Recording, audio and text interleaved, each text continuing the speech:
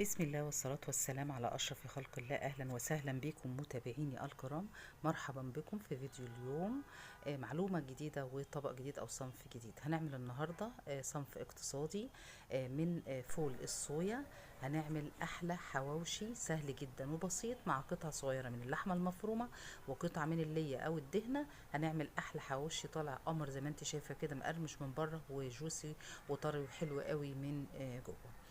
خلينا نقول حكمتنا النهاردة في الحلقة بتاعت النهاردة بتقول إنه إن أردت أن تعيش سعيدا كن قليل الكلام كثير التجاهل. طيب عايزة أقولك كمان إن هوت إنه اخسري العالم كله بعفويتك وصراحتك، ولا تكسبي الناس بنفائك وتصنعك. ربنا يا رب يكفينا شر النفاق والمنافقين، ويجعلنا دايما يا رب صالحين آمنين، ونتعامل بعفويتنا، وربنا يدينا على قد نوايانا وعلى قد طيبة قلوبنا. بنقول طبعا ان هوت انه مهما كنت شخص صالح هيحكم عليك الناس بناء على مزاجهم وحاجاتهم بالنسبة ليك او مصالحهم ناحيتك.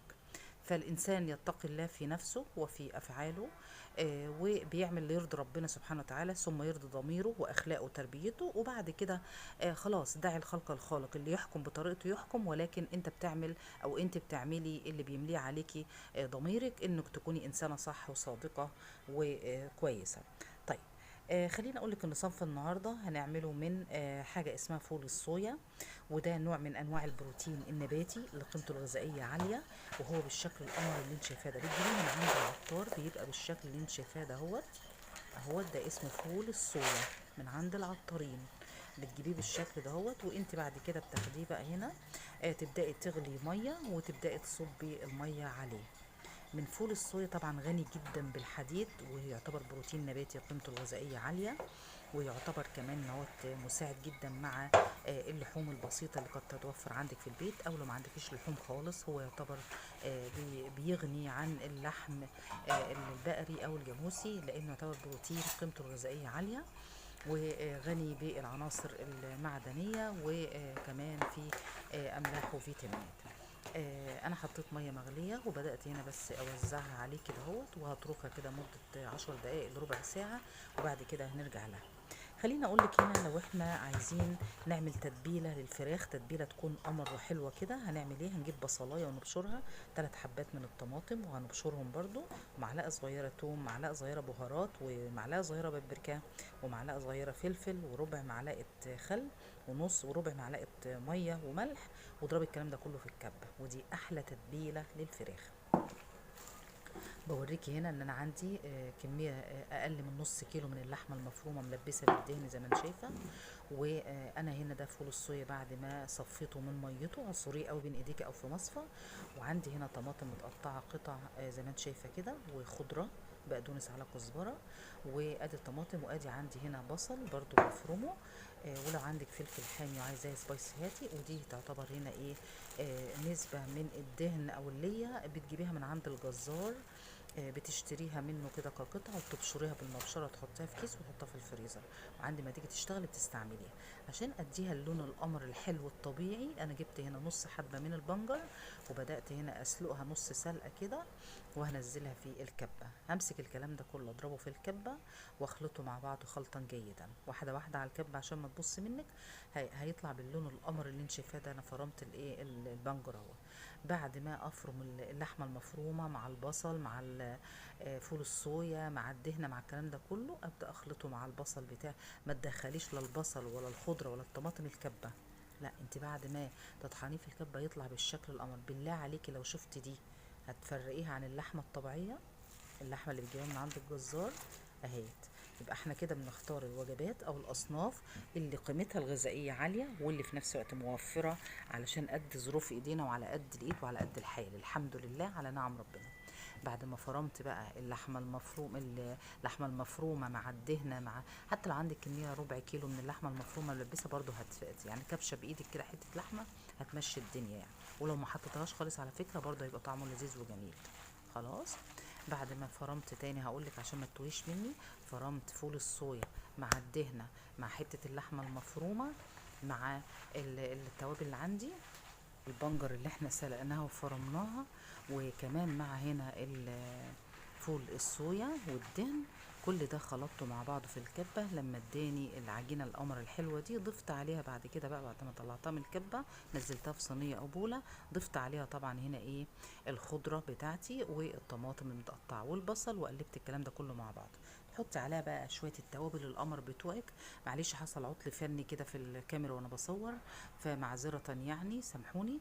هنا ضفت فيها بقى التوابل اللي هي الملح والفلفل والكمون، ومعلقة من البابريكا، والفلفل الحامي لو عايزة تحطي، فلفل حار لو عايزة تحطي. تطلع معاكي بالشكل القمر ده. كيسيها في اكياس كده، انت تكوني وصلت لمرحلة انك جهزتيها، وفي اي وقت انت عايزة تعملي حواوشي او تعملي اي حاجة منها بتطلعيها. تعالي بقى، انا خدت كميه منها هنا وعايزه اوريها لك بقى في الحواوشي، في العيش البلدي بتاعنا القمر ده، وهتشوفي اجمل واطيب واحلى سندوتش حواوشي بفول الصويا مع قطع صغيره من اللحمه المفرومه، ودوقي اجمل رغيف حواوشي. فتحت الرغيف بتاعي كده اهوت، وبدات اخد الحشوه بتاعه القمر اللي احنا جهزناها مع بعض دي، وبدات هنا احشي الرغيف واضغط عليه كويس قوي كده. وفي الجريل القمر ده بقى بدون اي زيوت بدون اي شيء، مسحه زيت خفيفه كده، وابدأي هنا نزلي فيها أرغفة الايه الحواوشي. طيب خليني اقول لك هنا هوت ان حكمتنا بتقول انه شجره واحده ممكن تصنع مليون عود كبريت. ركزي في الكلام. لكن ممكن عود كبريت واحد يحرق لك مليون شجره. علشان كده ما تخليش اي امر سلبي او اي امر وحش في حياتك، او اي ازمه او اي ابتلاء او اي مصيبه او اي وجع او اي الم او اي شيء وحش في حياتك يؤثر على ملايين الايجابيات في حياتك. يعني لما يكون عندك مثلا تعب في صحتك، افتكر ان انت عندك حاجات تانية كتير: الولد، المال، البنون، البيت، المأوى، الامان، حاجات كتيرة جدا. فما تزعليش وما تتضايقيش وما تبكيش. ربنا سبحانه وتعالى بيعوض الإنسان عن أي حاجة هو بيمر بيها. طب لو انت صحتك كويسة وربنا مثلا ما جعلكيش الولد، ولكن جعلك كل حاجة حلوة دنيا في الدنيا، يبقى شوفي عندك هنا الكوباية تلات ارباعها مليان، والربع الفاضي ده ما تبصلهوش، بص للتلات ارباع المليان. وزي ما احنا بنرضى بقضاء الله سبحانه وتعالى، وبنبقى مبسوطين وسعداء بالحاجة الحلوة اللي ربنا اداها لنا وبنعمه علينا، لازم نرضى برضه هنا ويبقى عندنا ايمان بالقضاء والقدر، ونرضى باي حاجة ربنا يبتلينا فيها او يختبرنا فيها، او مثلا يصيبنا في حياتنا بيها، سواء كان مرض او فقد عزيز، او مثلا ظروف اقتصادية سيئة، او حالة مادية صعبة، او حالة صحية، او اي حاجة من ابتلاءات الدنيا علينا. بص الطعامة والشكل القمر بقى بالشكل ده. انا مش عايزه اقول لكم حطوا اللايك على الفيديو، لان اللايك مش هيدفعك فلوس ولا هيكلفك حاجه، ده ضغطه زر، ولكن تقدير منك لمجهودي وتعبي. المحتويات الهادفه الطيبه بتموت طبعا بالمشاهده الصامته، ونشجع بعض ونساعد بعض ونقف في ظهر بعض. ربنا يا رب يجعلنا دايما عون لبعض، وكل ده يحسب ويكتب في ميزان حسناتك وتؤجري عليه. ان ساعدتي على نشر معلومه مفيده او على فايده للاخرين، فربنا هيأجرك ويجازيك كل خير. حتى لو انا مش شايفاكي او غيرك مش شايفه، رب العباد سبحانه وتعالى مطلع وشايف. ربنا يا رب ما يحرمنيش منكم، اسرتي الكبيره، يسعدكم ويرزقكم ويفرح قلوبكم بكل غالي وعزيز، ويعوضكم كل خير، ويجعل لي وليكم يا رب من صالح اعمالنا ودعواتنا المستجاب دايما من الله سبحانه وتعالى، والتوفيق والصلاح في الدنيا والفلاح في الآخرة. زي ما انت شايفه كده هيطلع معانا احلى ارغفه حواوشي مقرمشه من بره وطريه وحلوه قوي من جوه، مستويه خالص، طعمها حلو قوي. لو ما قلتيش لحد ان انا عامله ده بفول الصويا، محدش هيشعر ابدا ان انت عامله حواوشي من فول الصويا، هيعتقد ان هي لحمه مفرومه صافي زي ما انتوا بتعملوها في العادي. انا بحاول على قد ما اقدر اجيب لك الوجبات الاقتصاديه الموفره، اللي تكون على قد الايد وعلى قد امكانياتك وظروفك الاقتصاديه، واللي في نفس الوقت تكون مغذيه ومشبعه، وكمان في نفس الوقت سهلة وبسيطة ومش متعبة. أجمل أمنياتي ليكم بدوام الصحة والسعادة. ما تنسيش تدعوا لأمواتنا في دعواتكم. استودعتكم الله الذي لا تضيع ودائعه. إلى اللقاء في فيديو آخر إن شاء الله. ما ننساش ندعم الفيديو باللايك والاشتراك في القناة، تشريف ليا، وتعليقاتكم الطيبة أكيد بتسعدني. إلى اللقاء أحبائي في الله، مع السلامة.